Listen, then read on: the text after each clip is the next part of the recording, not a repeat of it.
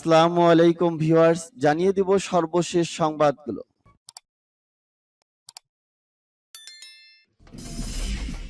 সংবাদের শুরুতেই জানিয়ে দিব সংবাদ শিরোনাম। সিরিয়ার বিমানবন্দরে ইসরায়েলের হামলা, নিহত 5। ইউক্রেনকে দূরপাল্লার ক্ষেপণাস্ত্র দিতে মার্কিন সামরিক কর্মকর্তাদের বিরোধিতা। সীমান্তে আবারও মিয়ানমারে গুলির শব্দ, সবাই আতঙ্ক। ইউক্রেনের পাল্টা আক্রমণেও বদলাবে না রাশিয়ার পরিকল্পনা, বললেন পুতিন। এবং জানিয়ে দিব সর্বশেষ শিরোনাম। মিয়ানমারে অস্ত্র বিক্রি বন্ধের আহ্বান জাতিসংঘের। এতক্ষণ শুনছিলেন সংবাদ শিরোনাম, এখন শুনবেন সংবাদের বিস্তারিত। তো বন্ধুদের কাছে রিকোয়েস্ট হলো এই ভিডিওতে একটা লাইক দিবেন, আর ভালো লাগলে অবশ্যই বন্ধুদের মাঝে শেয়ার করে দিবেন। সিরিয়ার বিমানবন্দরে ইসরায়েলের হামলা, নিহত 5।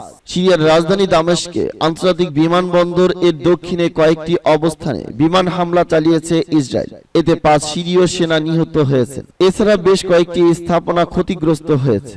শনিবার এক বিবৃতিতে বিষয়টি নিশ্চিত করেছে দেশটির প্রতিরক্ষা মন্ত্রণালয়। সম্প্রতি সিরিয়ায় ক্ষেপণাস্ত্র ও বিমান হামলা জোরদার করেছে ইসরায়েল। এর ধারাবাহিকতায় দামেস্ক বিমানবন্দর লক্ষ্য করে রোববার বড় ধরনের হামলা চালায় দেশটির সেনাবাহিনী। হামলার ব্যাপারে সিরীয় প্রতিরক্ষা মন্ত্রণালয়ের পক্ষ থেকে তাদের ওয়েবসাইটে বলা হয়েছে, স্থানীয় সময় ভোর 3:45 মিনিটে প্রথম হামলা চালানো হয়। আরো বলা হয়, লেক তিবাসিয়াসের দিকে বিমানবন্দর ও শহরের দক্ষিণ অঞ্চলে কয়েকটি এলাকা লক্ষ্য করে বিমান থেকে অসংখ্য ক্ষেপণাস্ত্র ছোড়া হয়। সামরিক সূত্রে বরাত দিয়ে সরকারি সংবাদ সংস্থা সানা জানায়, ক্ষেপণাস্ত্র হামলায় বেশ কয়েকটি ভবন বিধ্বস্ত হয়েছে। এতে অন্তত 5 সেনা নিহত হয়েছে। সংবাদ মাধ্যমটি আরো জানায়, সিরিয়ার বিমান প্রতিরক্ষা বাহিনী বেশিরভাগ ক্ষেপণাস্ত্র ভূপাতিত করতে সক্ষম হয়েছে। তবে হামলার কারণে বিমানবন্দরের কার্যক্রম ব্যাহত হয়েছে কিনা তা এখনো জানা যায়নি। সিরিয়ার গুরুত্বপূর্ণ বিমানবন্দরে ইসরায়েলের ব্যাপক ক্ষেপণাস্ত্র হামলার কারণ হিসেবে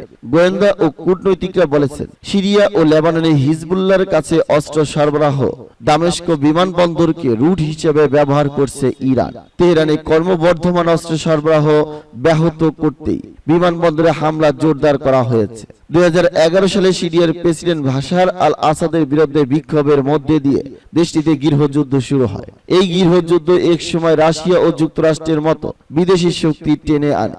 এখন পর্যন্ত দেশটির কয়েক লাখ মানুষ মারা গেছে এবং লাখো মানুষ গৃহহীন হয়েছে। সম্প্রতি দেশটির পরিস্থিতি অনেকটা স্থিতিশীল হলেও ইসরায়েল নিয়মিত বিমান হামলা চালিয়ে আসছে। গত মাসে রাজধানী দামেস্ক ও দক্ষিণ অঞ্চলে তার্তুস প্রদেশে ইসরায়েলি বিমান হামলায় সিরিয়ার 3 সেনা নিহত হয়। এর আগে জুন মাসে ইসরায়েলি বিমান হামলায় প্রায় 2 সপ্তাহের বন্ধ হয়ে যায় দামেস্ক বিমানবন্দর।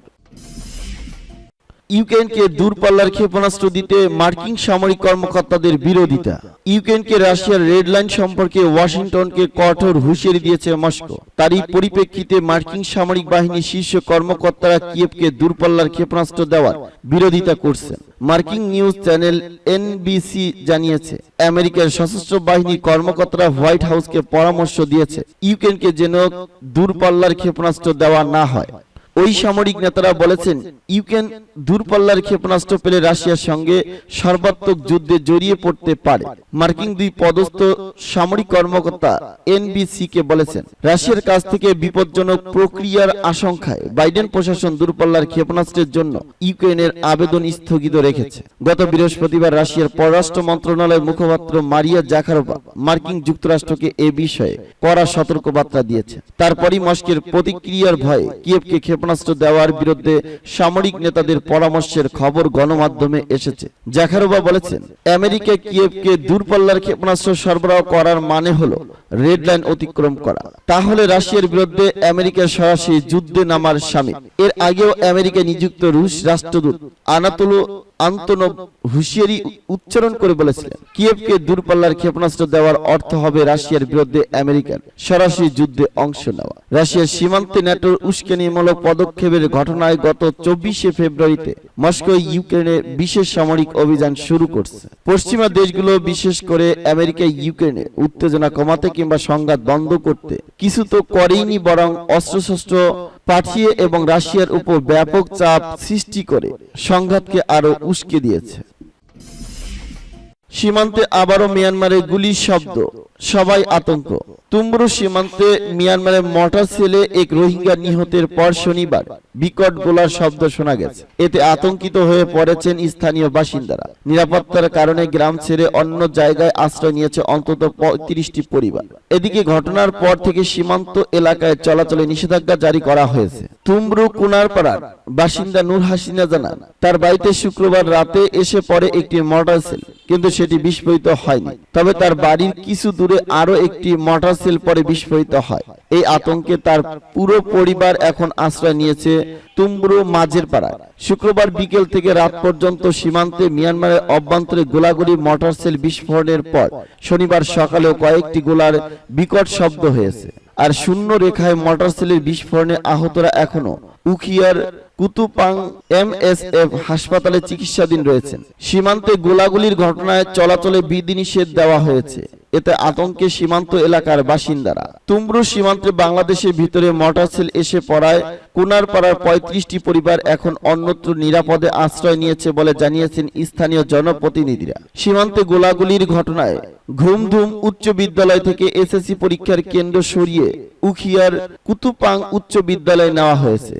এর আগে শুক্রবার রাতে বান্দরবনের নাখাইছড়ি উপজেলায় ঘুমধুম কোনাপাড়া সীমান্তে মিয়ানমারের ছোড়া 4টি মর্টার সেলের বিস্ফোরণে এক রোহিঙ্গা নিহত হন। এছাড়া আরো 6 জন আহত হয় বলে জানান। এদিন দুপুরের দিকে বান্দরবনের নাইকছড়ি তুমরু সীমান্ত এলাকায় মিয়ানমারের অভ্যন্তরে ল্যান্ডমাইন বিস্ফোরণের ঘটনা ঘটে। এতে এক বাংলাদেশি আহত হন। তুমরু হেডম্যান পাড়ার ৩৫ নং পিলারের ৩০০ মিটার মিয়ানমার সীমান্তের অভ্যন্তরে এই ঘটনা ঘটে।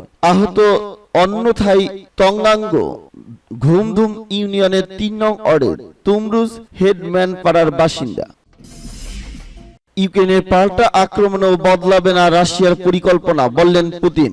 ইউক্রেনের সম্প্রতি কয়েকদিন রাশিয়ার সেনাদের বিরুদ্ধে পাল্টা পদক্ষেপ নিচ্ছে এবং কিছু জায়গা পুনরুদ্ধারের কথাও জানিয়েছেন তারা। তবে ইউক্রেনের পাল্টা আক্রমণ রাশিয়ার পরিকল্পনায় কোনো পরিবর্তন আসবে না বলে সাফ জানিয়ে দিয়েছেন রুশ প্রেসিডেন্ট ভ্লাদিমির পুতিন। পুতিন জানিয়েছেন তিনি তাড়াহুড়া করছেন না, ডনবাস অভিযান এখনো অব্যাহত রয়েছে। তিনি আরো জানিয়েছেন রাশিয়া এখনো ইউক্রেন তার পুরো শক্তি প্রয়োগ করেনি। পুতিন বলেন, ডনবাসে আমাদের অভিযান বন্ধ করা হয়নি, তারা সামনে এগুচ্ছে, তবে দ্রুত গতিতে নয়। তবে তারা ক্রমান্বয়ে একের পর এক ভূমির দখল নিচ্ছে। তবে ইউক্রেন রুশ সেনাদের উপর হামলা অব্যাহত রাখলে তার পাল্টা জবাব দেওয়ার ঘোষণাও দিয়েছেন পুতিন। মিয়ানমারের অস্ত্র বিক্রি বন্ধের আহ্বান জাতিসংঘের। মিয়ানমারের সামরিক বাহিনীর কাছে রাজস্ব ও অস্ত্র পৌঁছানো থামাতে বিশ্বের দেশগুলোর আরো বেশি কিছু করা উচিত বলে মন্তব্য করেছেন জাতিসংঘ মানবাধিকার দপ্তর। শুক্রবার এক প্রতিবেদনে জাতিসংঘ মানবাধিকার দপ্তর মিয়ানমারের সামরিক বাহিনীকে আরো বিচ্ছিন্ন করার আহ্বান জানিয়ে বলেছে তারা অর্থবহ ও টেকসই উপায়ে দেশ পরিচালনা করতে ব্যর্থ হয়েছে। মিয়ানমারের সামরিক বাহিনীর ব্যবসায়িক নেটওয়ার্ক যেন বিদেশি মুদ্রা আয় করতে না পারে তার লক্ষ্য স্থির করে নিষেধাজ্ঞা আরোপ করতেও তাদের কাছে অস্ত্র বিক্রি বন্ধ করতে জাতিসংঘ সদস্য দেশগুলোর প্রতি সুপারিশ জানিয়েছেন মানবাধিকার দপ্তর। প্রতিবেদনে তারা বলেছে মিয়ানমারের জনগণকে সমর্থন জানাতে বিশ্ব সম্প্রদায়ের উচিত তাদের সামর্থ্য অনুযায়ী সব পদক্ষেপ গ্রহণ করা এবং দেশটির সামরিক বাহিনীকে আর্থিকভাবে বিচ্ছিন্ন করতে জানানো আহ্বানের জবাব দেওয়া। বার্তা সংস্থা রয়টার্স জানিয়েছে যুক্তরাষ্ট্র, ব্রিটেন, কানাডা ও ইউরোপীয় ইউনিয়ন মিয়ানমারের উপর ব্যাপক নিষেধাজ্ঞা আরোপ করলেও প্রতিবেশীদের সঙ্গে দেশটির বাণিজ্য অব্যাহত আছে এবং বেশ কয়েকটি দেশ জান্তাকে প্রতিরক্ষা সরঞ্জাম দেওয়া অব্যাহত রেখেছে।